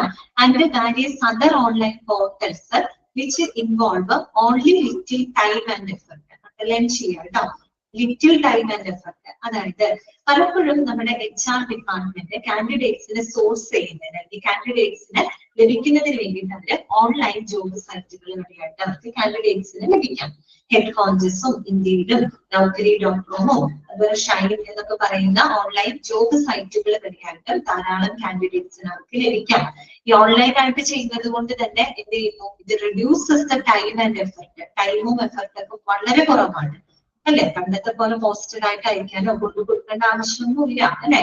എല്ലാം ടൈം അവിടെ നമുക്ക് സേവ് ചെയ്യാൻ പറ്റും, എഫർട്ട് ഒക്കെ നമുക്ക് അവിടെ സേവ് ചെയ്യാനായിട്ട് സാധിക്കും. കാരണം ഈ ഓൺലൈൻ ജോബ് സൈറ്റിന്റെ ഏറ്റവും വലിയൊരു അഡ്വാൻറ്റേജ് ആയിട്ട് പറയുന്നത് അതാണ് കേട്ടോ. ഓക്കെ, അപ്പോ the vacancies are posted in the above sites and the results have been proved on the higher side since the new generation are totally dependent on online, not even job search but for all their routine requirements. പിന്നെ വേറൊരു advantage എന്താന്ന് വെച്ചാൽ നമുക്ക് ഈ online സൈറ്റുകൾ വഴിയായിട്ട് വാക്കൻസികൾ നമുക്ക് post ചെയ്യാം. ആ പോസ്റ്റ് ചെയ്യുമ്പോൾ നമുക്ക് കിട്ടുന്ന റിസൾട്ട് എന്ന് പറഞ്ഞാൽ വളരെ വലിയൊരു റിസൾട്ടാണ് കിട്ടുന്നത്. കാര്യം എന്താ അറിയോ, ന്യൂ ജനറേഷൻ, അതായത് കൂടുതലും നല്ല എന്താണ് പുതിയ തലമുറയിൽപ്പെട്ട ആളുകളെയാണ് നമുക്ക് അതിലൂടെ കൂടുതലും ലഭിക്കുന്നത്. പക്ഷെ ഏറ്റവും അവരുടെ യങ് ആയിട്ടുള്ള സമയം എന്ന് പറയുമ്പോൾ അവരുടെ ഏറ്റവും പ്രൊഡക്റ്റീവ് ആയിട്ടുള്ള ഒരു സമയമാണ് അല്ലെ. ഓക്കെ, ഒരു പ്രൊഡക്റ്റീവ് ആയിട്ടുള്ള വളരെ ന്യൂ ആയിട്ടുള്ള യങ് ജനറേഷനെയാണ് നമുക്ക് ഈ ഒരു ഓൺലൈൻ ജോബ് സൈറ്റുകൾ വഴി നമുക്ക് ലഭിക്കുന്നത്. കാര്യം ഇന്നത്തെ കാലഘട്ടം നമുക്കറിയുന്നത് ഇപ്പൊ സാധാരണ ചെറുപ്പക്കാരായിട്ടുള്ള ആളുകള് ഈ പറയുന്ന അവരുടെ റൂട്ടീന്റെ ഭാഗമായിട്ട് തന്നെ ഓൺലൈൻ ഉപയോഗിക്കുന്ന ആളുകളാണ്. ഇപ്പൊ ജോബിന്റെ സെർച്ചിന് വേണ്ടി മാത്രമല്ല, അല്ലാത്ത പക്ഷം ഫുൾ ടൈം ഓൺലൈൻ റിക്വയർമെന്റ്സ് ഒക്കെ ഓൺലൈനിൽ ഇരിക്കുന്ന ആളുകളായതുകൊണ്ട് തന്നെ ഏറ്റവും യങ് ആയിട്ടുള്ള ന്യൂ ജനറേഷൻ ആളുകൾ നമുക്ക് ലഭിക്കുമെന്നാണ് പറയുന്നത്. ദാറ്റ് മീൻസ് അവിടെ അർത്ഥമാക്കുന്നത് ഏറ്റവും പ്രൊഡക്റ്റീവ് ആയിട്ടുള്ള ആളുകളെ നമുക്ക് ലഭിക്കുമെന്നാണ് അവിടെ ഉദ്ദേശിക്കുന്നത് കേട്ടോ. ഓക്കെ, ക്ലിയർ ആയോ? ഓക്കെ അല്ലേ? ഓക്കെ, നെക്സ്റ്റ് 8 പോയിന്റുകൾ കഴിഞ്ഞു കേട്ടോ. 9ാമത്തെ പോയിന്റ് ആണെന്ത്, അഡ്വർടൈസ്മെന്റ്. പിന്നെ അറിയാലോ, പരസ്യങ്ങളിലൂടെയൊക്കെ നമുക്ക് ധാരാളം കാൻഡിഡേറ്റ്സിനെ ലഭിക്കും. Okay, in audio visual and print media the biodata is compiled from different sources mentioned in detail from point 1 to 8 ആണ് കേട്ടോ. 9th പോയിന്റ് അഡ്വർടൈസ്മെന്റ് ആണ്. 8 നാക്കാട്ടോ. 9 വെട്ടിട്ട് 8 നാക്കിട്ടു. നമ്മൾ 8 വരെ നമ്മൾ കുറെ സോഴ്സസ് നമ്മൾ പഠിച്ചു. That may be inadequate compared to the vacancies that may exist. Okay. നമ്മളിപ്പോ പല പല സോഴ്സുകൾ പഠിച്ചു. അതിലൂടെ നമുക്ക് ഒരുപാട് അപ്ലിക്കേഷൻസുകൾ ലഭിക്കുന്നുണ്ട്. നമ്മൾ അങ്ങനെ സമാഹരിക്കുന്ന അപ്ലിക്കേഷൻസുകളെല്ലാം തന്നെ ഒരു പക്ഷെ നിലവിലുള്ള വാക്കൻസിനെ ഫില്ല് ചെയ്യാനായിട്ട് ഒരു പക്ഷെ എന്താണ് പര്യാപ്തമാണെന്ന് നമുക്ക് ഉറപ്പൊന്നും പറയാൻ പറ്റില്ല. അപ്പൊ അങ്ങനെ വരാം അല്ലെ. അത്തരം സാഹചര്യം നമ്മൾ നോക്കുമ്പോൾ ഒരുപാട് സോഴ്സ് ഉണ്ട്. കാൻഡിഡേറ്റ്സിനൊക്കെ ഒത്തിരിയേറെ സോഴ്സ് ഉണ്ട്. പക്ഷെ നമ്മളുടെ നിലവിലുള്ള വാക്കൻസിക്ക് ഏറ്റവും ഐഡിയൽ ആയിട്ടുള്ള ഒരു ടാലന്റിനെ നമുക്ക് ലഭിക്കണം. അതാണ് നമ്മുടെ പർപ്പസ് എന്ന് പറയുന്നത്. അതൊരു പക്ഷെ ലഭിക്കാനായിട്ട് അത് പര്യാപ്തമല്ല എന്നുണ്ടെങ്കിൽ എന്ത് ചെയ്യും? അപ്പൊ നമുക്ക് സ്വീകരിക്കാവുന്ന ഒരു മാർഗമാണ് അഡ്വർടൈസ്മെന്റ് എന്ന് പറയുന്നത് കേട്ടോ. നോക്കാം ഒരു എക്സാമ്പിൾ പറയുന്നത്. For example, if we need to recruit 10 staff, there should be at least 40 to 50 applications to enable the HR department to shortlist the same and to derive other requisite applications deemed fit for consideration based on the current requirement, where qualification, experience and other criteria such as salary scale, joining time and time, etc. are taken into consideration. Okay, അതായത് നമ്മൾക്കിപ്പോ ഒരു പൊതുവായ ഒരു കാര്യമാണ്, നമുക്ക് ഏറ്റവും best suited ആയിട്ടുള്ള ഒരു വ്യക്തിയെ കണ്ടെത്തണമെങ്കിൽ HR ഡിപ്പാർട്ട്മെന്റിന് ഒരുപാട് അപ്ലിക്കേഷൻസ് നമുക്ക് ലഭിക്കണം. കുറച്ച് ഒരു 3, 4, 5 അപ്ലിക്കേഷനിൽ നിന്ന് ഒരാൾ തെരഞ്ഞെടുക്കുക എന്ന് പറഞ്ഞത് വളരെ റിസ്കി ആയിട്ടുള്ള ഒരു കാര്യമാണ്. നമുക്ക് ഇവര് പറയുന്നത് ഒരു 10 സ്റ്റാഫിനെ റിക്രൂട്ട് ചെയ്യണമെന്ന് വെച്ചാൽ ഒരു 10 സ്റ്റാഫിനെ നമുക്ക് ആവശ്യമുള്ളൂ. എങ്കിൽ കൂടിയും നമുക്ക് ഒരു 40 തൊട്ട് 50 അപ്ലിക്കേഷൻസുകളെങ്കിലും ലഭിച്ചിരിക്കണം. എങ്കിൽ മാത്രമാണ് നമ്മുടെ HR ഡിപ്പാർട്ട്മെന്റിന് അത് ഷോർട്ട് ലിസ്റ്റ് ചെയ്യാനും അതുപോലെ നമ്മുടെ ആവശ്യങ്ങൾക്ക് ഏറ്റവും അനുയോജ്യരായിട്ടുള്ള ആളുകളെ കണ്ടെത്താനും സാധിക്കുള്ളൂ. നമ്മൾ നോക്കുമ്പോൾ 10 ആളുകളെ മതിയാവും. ഒരു 10ഓ 15 എണ്ണം കിട്ടിക്കഴിഞ്ഞാൽ ഓക്കെ ആണെന്ന് ചിന്തിക്കരുത്. 10 റിക്രൂട്ട്മെന്റ് 10 സ്റ്റാഫുകളെ നമുക്ക് ആവശ്യമില്ലെങ്കിൽ കൂടിയും ഒരു 40 തൊട്ട് 50 ആപ്ലിക്കേഷൻസുകളെങ്കിലും നമ്മൾ സമാഹരിച്ച് അവിടെ എന്ത് ചെയ്യണം? ഷോർട്ട് ലിസ്റ്റ് ചെയ്യണം. അതോടൊപ്പം തന്നെ നമ്മൾ എന്തൊക്കെ മറ്റുള്ള പലതും കൺസിഡർ ചെയ്യാം. അവരുടെ ക്വാളിഫിക്കേഷൻ, അവരുടെ എക്സ്പീരിയൻസ്, അതർ ക്രൈറ്റീരിയ, അതുപോലെ അവരുടെ സാലറി സ്കെയിൽ, ഇതും കൂടെ നമ്മൾ പരിഗണിച്ചിട്ടാണ് നമ്മൾ അത് കണക്കിലെടുക്കുന്നത് കേട്ടോ. അപ്പൊ അതൊക്കെ ഒന്ന് നോട്ട് ചെയ്ത് വെക്കാം. അതിന് പുറമെ നമ്മൾ എന്ത് ചെയ്യും? Current requirement, qualification, experience and other criteria such as salary scale, joining time, etc. are taken into consideration. പറയുന്ന എല്ലാ കാര്യങ്ങളും നമ്മുടെ പരിഗണിക്കുന്നുണ്ട്. Okay, here the applications derived from the above sources may sometimes be insufficient considering the number of vacancies of each category and different professional category. If the required applications meet the criteria set forth as per the present requirement, there is no need for an advertisement after. Okay. നമുക്ക് ഇങ്ങനെയുള്ള നേരത്തെ നമ്മൾ പറഞ്ഞ എല്ലാ സോഴ്സുകളിൽ നമുക്ക് ധാരാളം അപ്ലിക്കേഷൻസുകൾ നമുക്ക് ലഭിക്കും. പക്ഷെ നമ്മുടെ റിക്വയർമെന്റിന് അനുസരിച്ച് മീറ്റ് ചെയ്യപ്പെടാത്ത ഒരു എന്താണ് കാറ്റഗറിക്കാണ് നമുക്ക് ലഭിക്കുന്നതെങ്കിൽ തീർച്ചയായിട്ടും നമ്മൾ എന്ത് ചെയ്യണം? അഡ്വർടൈസ്മെന്റ് കൊടുക്കേണ്ടതായിട്ട് വരും. ഇനി അതല്ല, നമുക്ക് ഓൾറെഡി ഈ പറയുന്ന സോഴ്സുകളിൽ നിന്ന് ലഭിച്ചിട്ടുള്ള അപ്ലിക്കേഷൻസുകളെല്ലാം തന്നെ നമ്മുടെ റിക്വയർമെന്റിനെ സാറ്റിസ്ഫൈ ചെയ്യുന്നുണ്ടെങ്കിൽ പിന്നീട് നമ്മൾ വീണ്ടും പുറത്ത് അന്വേഷിക്കേണ്ട കാര്യമില്ല. നോ നീഡ് ഫോർ അഡ്വർടൈസ്മെന്റ് ആണ്. അങ്ങനെയൊക്കെയാണെങ്കിൽ നമുക്ക് അഡ്വർടൈസ്മെന്റിന് ആവശ്യം വരില്ല. ഓക്കെ, അപ്പോ നെക്സ്റ്റ് പറയുന്നത് അത്രയേ ഉള്ളൂ കേട്ടോ. അങ്ങനെയുള്ള ജനറൽ ആയിട്ടുള്ള ഒരു കാര്യമാണ് അവിടെ പറഞ്ഞത്. ഇനി നോക്കാം, job aspirants are different in age. നമ്മൾ അഡ്വർടൈസ്മെന്റ് കൊടുക്കേണ്ടി വരികയാണ്. ഒരു അഡ്വർടൈസ്മെന്റ് കൊടുക്കുമ്പോൾ അവിടെ ശ്രദ്ധിക്കേണ്ട കാര്യങ്ങൾ എന്തൊക്കെയാണെന്നാണ് നെക്സ്റ്റ് പാരഗ്രാഫിനകത്ത് പറയുന്നത്. നമ്മളൊരു അഡ്വർടൈസ്മെന്റ് കൊടുക്കുന്നത് നമ്മുടെ കാൻഡിഡേറ്റിന്റെ നേച്ചർ അനുസരിച്ചിട്ടാണ് നമ്മൾ എന്ത് ചെയ്യുന്നത്? ശരിക്കും പറഞ്ഞൊരു അഡ്വർടൈസ്മെന്റ് കൊടുക്കുന്നത്. നോക്കുക കേട്ടോ. Job aspirants are different in nature. Those who are in urgent need of replacement start sending their CVs from day one itself. Likewise, busy employees who are looking for a change will be reviewing the advertisements in a couple of days and also register their CVs. അതായത് നമ്മൾ പറഞ്ഞല്ലോ, candidates എല്ലാം പലരും പല nature ഉള്ളതായിരിക്കും. ഇപ്പൊ നമ്മള് ഒരു കാൻഡിഡേറ്റ് അയാൾക്ക് പെട്ടെന്ന് അർജന്റ് ആയിട്ടുള്ള ഒരു പ്ലേസ്മെന്റ് ആഗ്രഹിക്കുന്ന ഒരു വ്യക്തിയാണെങ്കിൽ അഡ്വർടൈസ്മെന്റ് കണ്ട ഉടനെ തന്നെ എന്ത് ചെയ്യും? അവർ CV അയച്ചിരിക്കും. ഓക്കെ, അതേസമയം ചില എംപ്ലോയീസ് ഉണ്ട്, അവർ ചിലപ്പോ നിലവിൽ ജോലി ഉണ്ടാവും, ആ ജോലി മടുത്തിട്ട് പുതിയൊരു ജോലി മാറ്റത്തിലേക്ക് ആഗ്രഹിക്കുന്ന ആളുകളാണെങ്കിൽ അവർ ആ അഡ്വർടൈസ്മെന്റ് നല്ലപോലെ റിവ്യൂ ചെയ്തതിന് ശേഷം ഏതാനും ദിവസങ്ങൾക്ക് ശേഷം മാത്രമേ അവരവരുടെ CV അയക്കുന്നുണ്ടാവുള്ളൂ അല്ലെ. ഇനി മറ്റൊരു വിഭാഗം ആസ്പിരൻസ് തൊഴിലന്വേഷകരുണ്ട്. അവരുടെ പ്രത്യേകത എന്താ അറിയോ?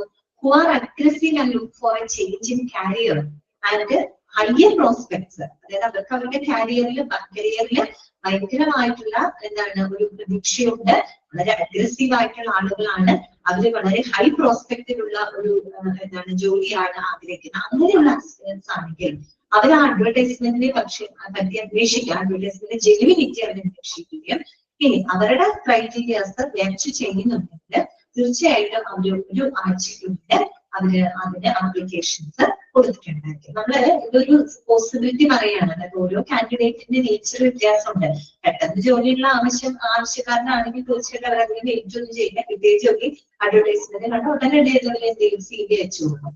ചില ആൾക്കാർക്ക് ജോലി ഉണ്ടാവും, നിലവിലുള്ള ജോലിയും അടുത്ത് കുറച്ചുകൂടി ഒരു ബെറ്റർ ജോലിക്ക് വേണ്ടി ട്രൈ ചെയ്യുന്ന ആൾക്കാരാണെങ്കിൽ അവര് തീർച്ചയായിട്ടും അഡ്വർടൈസ്മെന്റ് റിവ്യൂ ചെയ്തതിന് ശേഷം മാത്രം ഏതാനും ദിവസങ്ങൾക്കുള്ളിൽ അവർ രജിസ്റ്റർ ചെയ്ത് ആപ്ലിക്കേഷൻ കൊടുക്കുന്നു.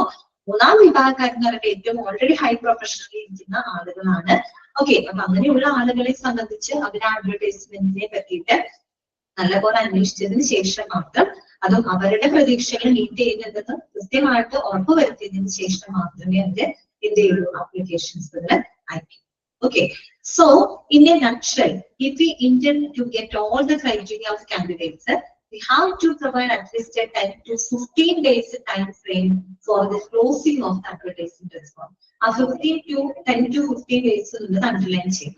ചുരുക്കി പറഞ്ഞു കഴിഞ്ഞാൽ നമുക്ക് നമ്മുടെ ആവശ്യങ്ങളെ തൃപ്തിപ്പെടുത്തുന്ന കാൻഡിഡേറ്റ്സിനെ നമുക്ക് നമ്മുടെ മാനദണ്ഡങ്ങൾ എന്താണോ അതിനെ തൃപ്തിപ്പെടുത്തുന്ന കാൻഡിഡേറ്റ്സിനെ നമുക്ക് ലഭിക്കണമെങ്കിൽ തീർച്ചയായിട്ടും നമ്മൾ ഈ അഡ്വർടൈസ്മെന്റ് 10-15 ദിവസം പ്രൊവൈഡ് ചെയ്യണം. നിങ്ങൾ കണ്ടിട്ടുണ്ടല്ലോ, നമ്മൾ വാക്കൻസി ഒക്കെ വരുമ്പോൾ send your CV within 15 days അല്ലെങ്കിൽ 20 days, അതിന് കുറവ് വരാറില്ല അല്ലെ. അപ്പൊ അല്ലെങ്കിൽ ചിലപ്പോൾ 7 days കണ്ടിട്ടുണ്ട്. അപ്പൊ അവരെന്ത് ചെയ്യുന്നു വെച്ച് കഴിഞ്ഞാല് ഈ പറയുന്ന ആ ഒരു അഡ്വർടൈസ്മെന്റ് ക്ലോസ് ചെയ്യാനായിട്ട് ഒരു 10-15 ദിവസങ്ങളിലൊക്കെ പ്രൊവൈഡ് ചെയ്യുന്നതാണ്. Okay, now it is our turn to review the applications received from various sources mentioned above including advertisement. അപ്പൊ നമ്മൾ എല്ലാ സോഴ്സസും പഠിച്ചു കേട്ടോ. ഹൗ ടു അക്വയർ കാൻഡിഡേറ്റ്, നമുക്ക് കാൻഡിഡേറ്റിനെ അക്വയർ ചെയ്യാൻ പറ്റുന്ന എല്ലാ സോഴ്സുകളും നമ്മൾ പഠിച്ചു. ഏതൊക്കെയാണ്? എക്സിസ്റ്റിംഗ് ഡാറ്റ ആൻഡ് അതുപോലെ തന്നെ നെക്സ്റ്റ് വരുന്നത് personal reference on management through CCTV installed got flows.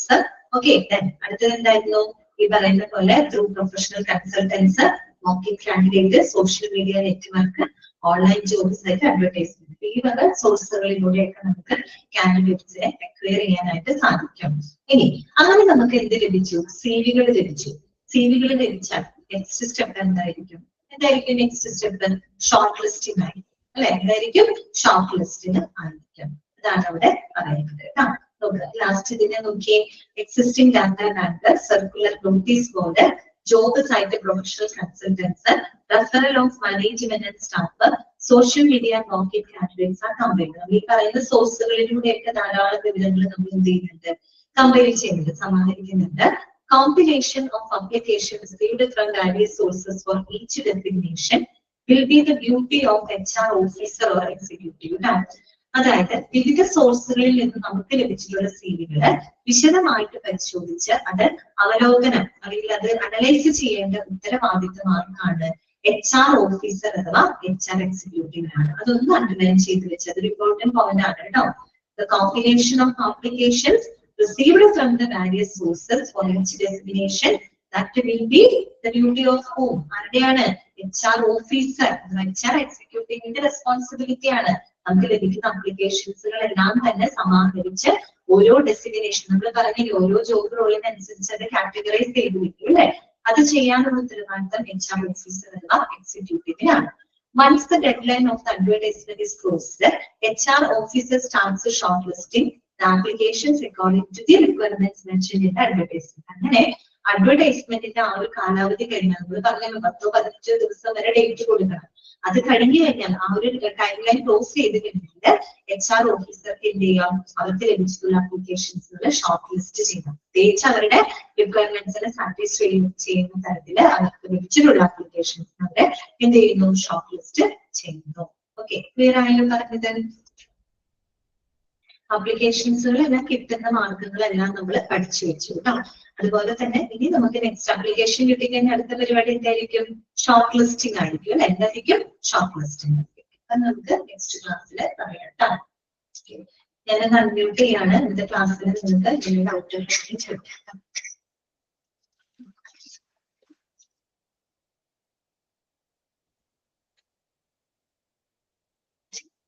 Class follow ചെയ്ത് പോകാൻ പറ്റുന്നുണ്ടല്ലോ അല്ലെ? കുഴപ്പമൊന്നുമില്ലല്ലോ? കുഴപ്പമില്ല മാം. ഡെയിലി വായിക്കണം കേട്ടോ. എടുക്കുന്ന കാര്യങ്ങളൊക്കെ ഒരു പ്രാവശ്യം മനസ്സിലാക്കി വായിച്ചു പോകണം കേട്ടോ. മോക്ക് ടെസ്റ്റുകളൊക്കെ പ്രാക്ടീസ് ചെയ്യണം. ഓക്കെ, അപ്പൊ ശരി കേട്ടോ. ക്ലാസ് വായിക്കാം. Thank you ma'am. Thank you ma'am.